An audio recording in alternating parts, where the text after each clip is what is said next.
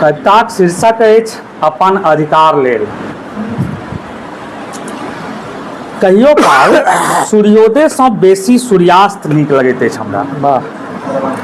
ओना लोक बुझैया मुन्हारि साँझकेँ थाकल बटोही निराशाक प्रतीक, मुदा ओकरा गौरसँ देखला पर देखाओत आशाक कतेको अनफूजल गिरह, तखन ई सत्य कि सबटा नहीं देख पायब हम। समय अपन दुनू अक्ष पर बितैत रहैया कनेक परिवर्तनक संग।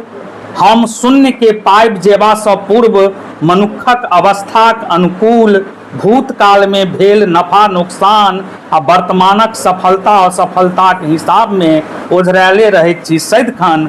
तकर बाद ओ जानि नहि किएक हमर भविष्य भवाक मुँह दुसैत हँसऽ लगैया हमरे पर। ओना एहि सब बातसँ कोनो फर्क नहीं पड़ल कखनो।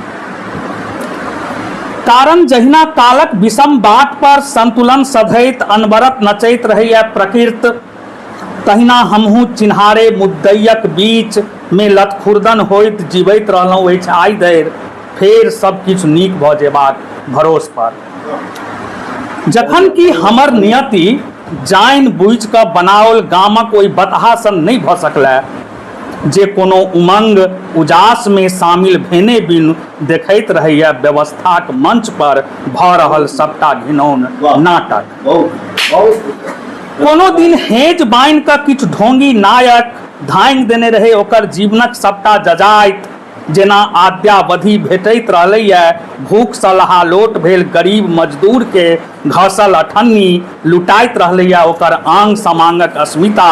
बुझि पड़ैया तैं ओ बतहा अपन हाथ में रखने रहैया एकटा सटका आ हमरा देखते बड़बड़ाय लगैया जे अपन अधिकारक हिफाजत लेल सरिपाँव उठबहे पड़ैत छै लाठी, जे अपन अधिकारक हिफाजत लेल सरिपाँव उठबहे पड़ैत छै लाठी।